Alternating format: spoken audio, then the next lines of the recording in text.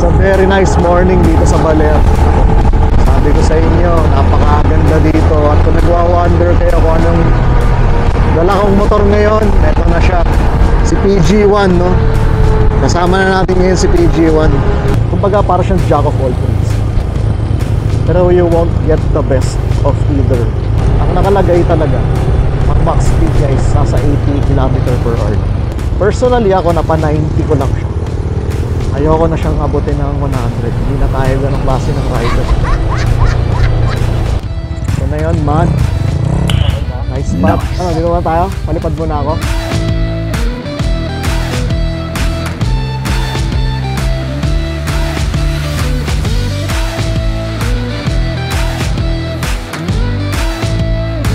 Pero dati dyan talaga.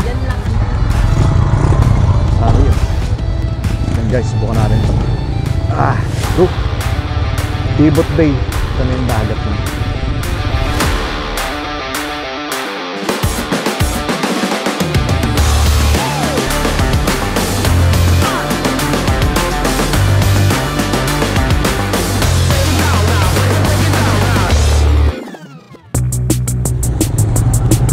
River crossing time. Woo! Napakasarap. Woo! Lagi. Smooth talaga.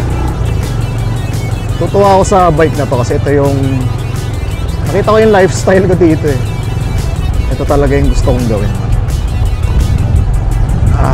Sarap. Yes. Masarap pa sa motor na to. Ayan. Minaninya lang yung river crossing. Masarap pa sa motor na to. Siyempre, uy, medyo basa yung ano, pero kaya. Lalaki. Medyo malalaki siya. Dito tayo sa seat.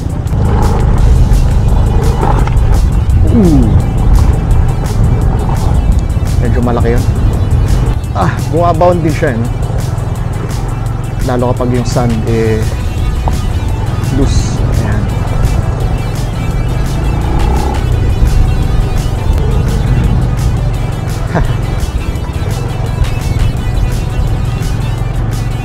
Sakap. Kaya sa gilid tayo ng dagat guys. Bumabound, no? Yari man.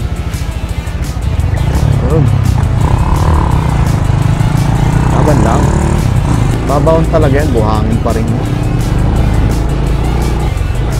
Woo! Pero sa mga gantong klase ng bike, normal yung speed. Binild siya para doon.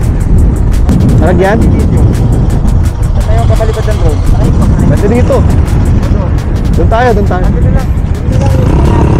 Oh. Parang naramdaman ko yung malambot na bike. Oo nga eh. Laki na lang tinigas niya. Dati malambot pa yun. Wala masyadong bato dati. Oo. Ayun ang dami. Ibig sabihin, pag marami yung bato, mas kapit na yung sand. Pero kung purong sand to, dudulas ako dito. Lahat ng motor actually. Kaya. This is Dibot Bay guys. Sarap ng motor na to. Kasi nga pag binamanay ako itong motor na to, pag wala akong helmet, niisip ko ako si Jerry Corsanes na nasa Siargao. Tsaka itong motor na to, no, very Baler, no? Itong motor na to, very Siargao. Alam mo, lagi kang nasa Siargao eh. Island na eh. Oy, medyo malaking tipak ng bato dito. Gilid tayo. Siyempre, loose na yung sand eh.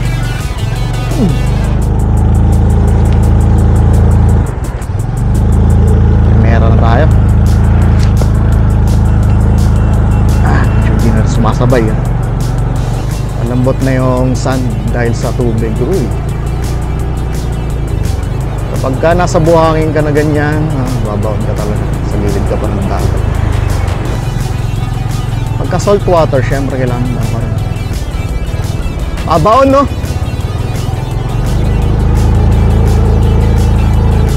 Baon pa rin eh. Ako rin, no? Punta ka na doon, no? Ayun, ang daanan ng sinana ng mga. Oo. Uy, malambot.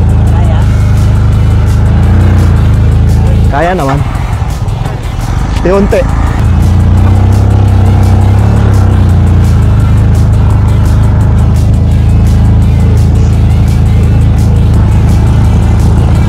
Luce, no? Ito lang tayo, man. Babaon nga pala to dito. Ah. Sing natin.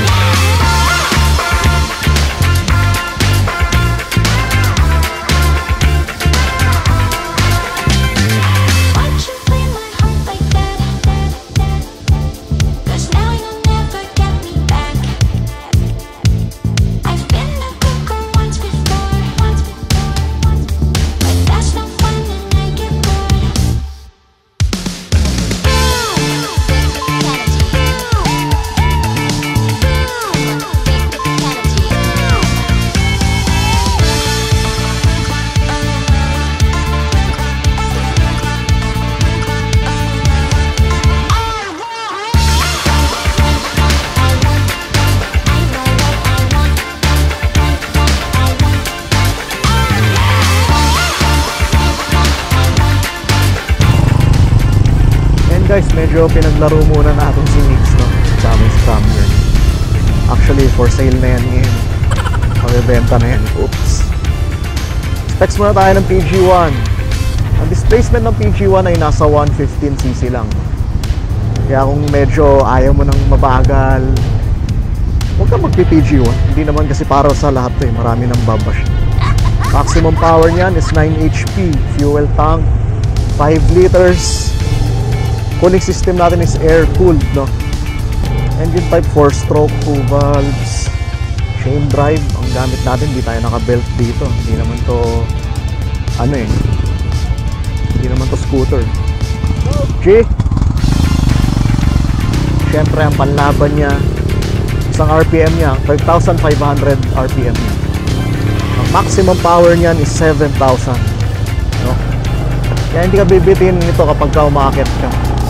At rough road. Napakasmooth yan. Ayan. Andito pa rin tayo sa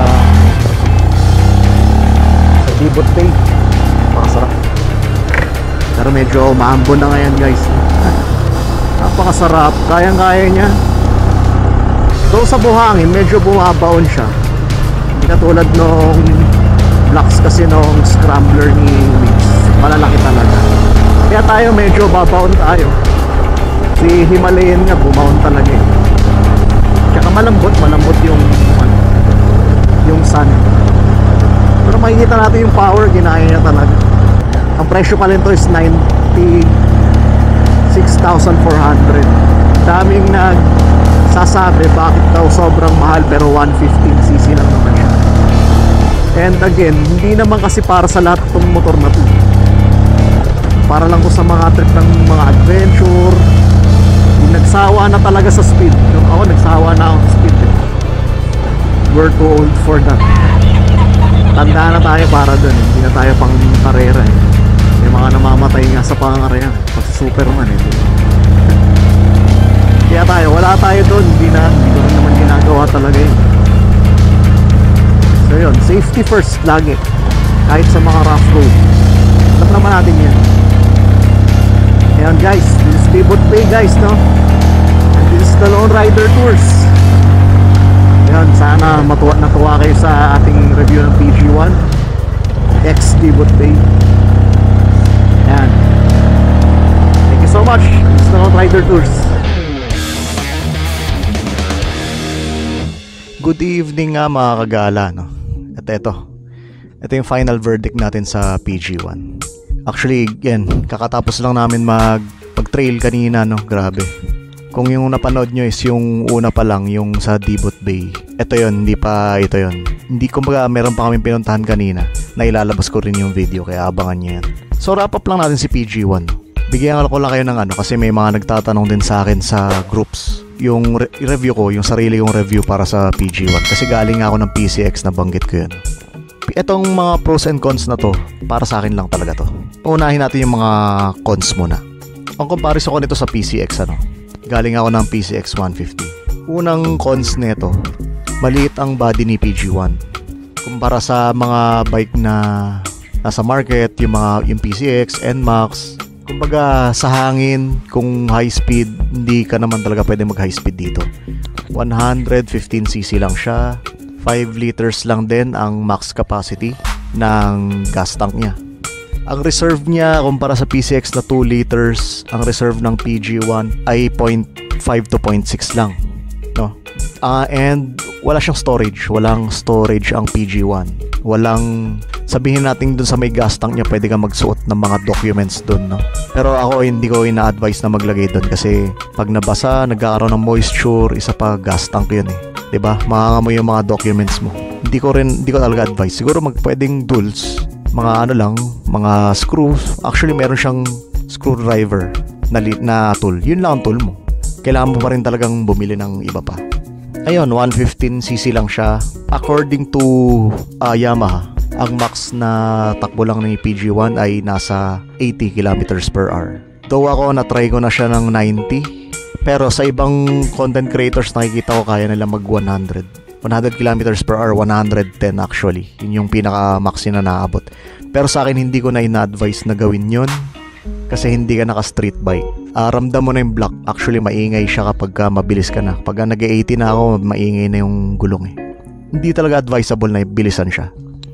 Hindi siya pang gano'n na motor. Kung mapansin nyo, ako kasi nag-riser ako. Gumamit ako ng riser sa PG1 ko. Yung stock kasi niya, napansin ko is medyo sub-sub, no? Kumbaga, yung stock kasi ng PCX na handlebar, parang naka-chill ride lang eh. Medyo nakaangat siya eh. Kaya ang ginawa ko, bumili ako ng riser. Yun talaga yung una ko napansin.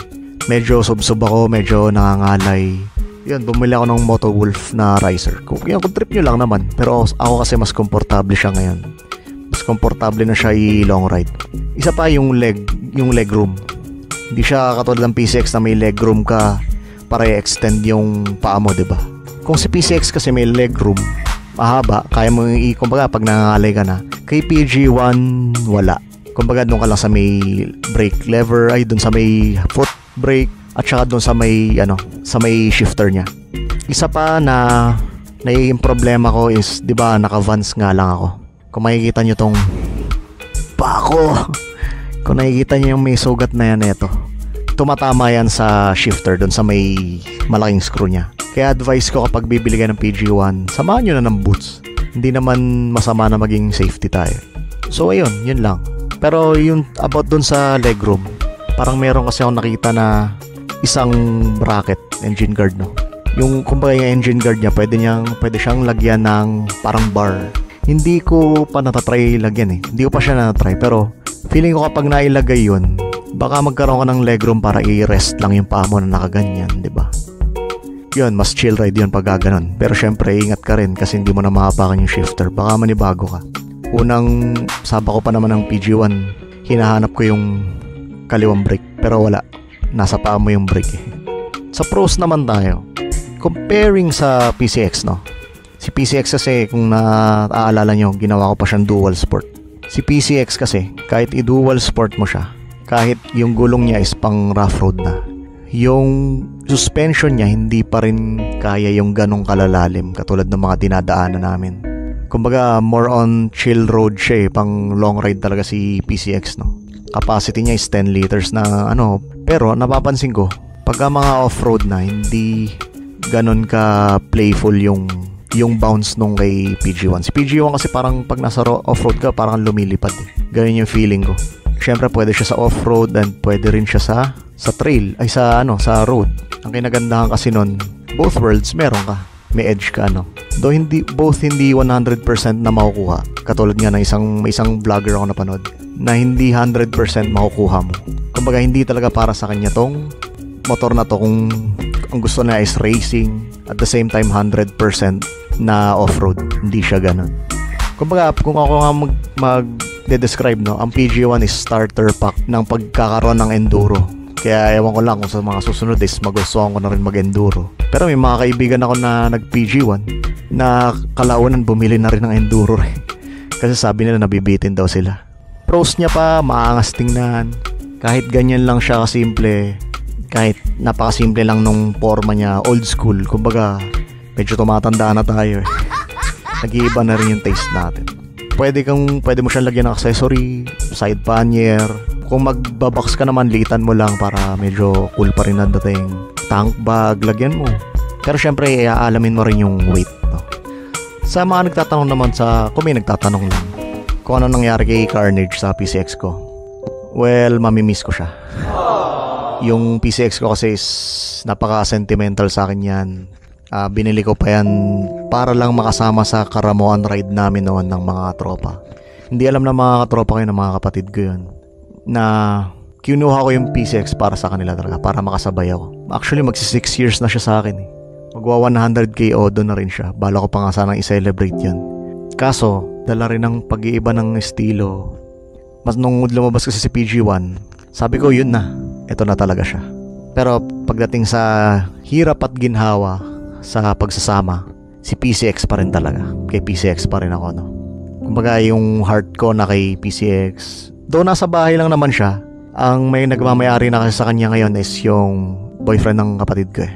So hindi pa siya kompleto sa bayad, kaya ikaw, kumpletuhin mo na. Andun lang naman siya sa bahay. Nakikita-kita ko pa rin siya. Syempre maalagaan ko pa rin. Para sa akin malungkot, no? Malungkot na mawalay sa akin si Carnage eh. Ilang taon na kami nagsama eh. Hindi ko malilimutan yung motor na yun. At syempre siya sana maalagaan din siya ng current na owner niya. Ngayon, hindi ko makakalimutan yung motor na yun. Nasa puso at isipan ko talaga siya. Sabi nga ng asawa ko, baka siya daw ang kabit. Si Carnage daw talaga yung asawa ko. Kay PG1 kasi nakuha ko yung totoong style ko eh. Diba? Old school, medyo rugged. Nung sinakyan ko nga siya, parang may tropa na nagsabi na mas bagay talaga sa akin yung mga ganitong motor. Ganito talaga kasi yung style ko eh. Parang napupunta ako sa off-road to the point na ginawa ko pang semi off-road si PCX, si Carnage. And yun, sa style kasi natin parang moto camping na lagi yung trip natin eh. Sawa na ako sa speed. And kapag nag PG1 ka kasi, parang yun yung sinyalis na hindi porket rider ka kailangan mabilis ka na. Kailangan mangangamote ka na sa daan, sa Marilaki. Kaya may namamatay dun eh. Sa akin ang pagiging rider hindi ganun. Hindi siya ganun. Kumbaga respeto sa road, na kahit anong tahakin mo. Respeto sa mga tao na nakakasabay mo sa kalye, sa public road. Yun yung para sa akin na totoong rider. Shoutout nga pala sa dito kung nakikita nyo tong lugar natin. This is Espacio Baler. Minsan ko na rin nai-flash to, nai-feature sa mga content ko. And nandito pa rin tayo hanggang ngayon. Ayan, shoutout kay Miguel at saka kay Miko na may-ari ng Espacio Baler.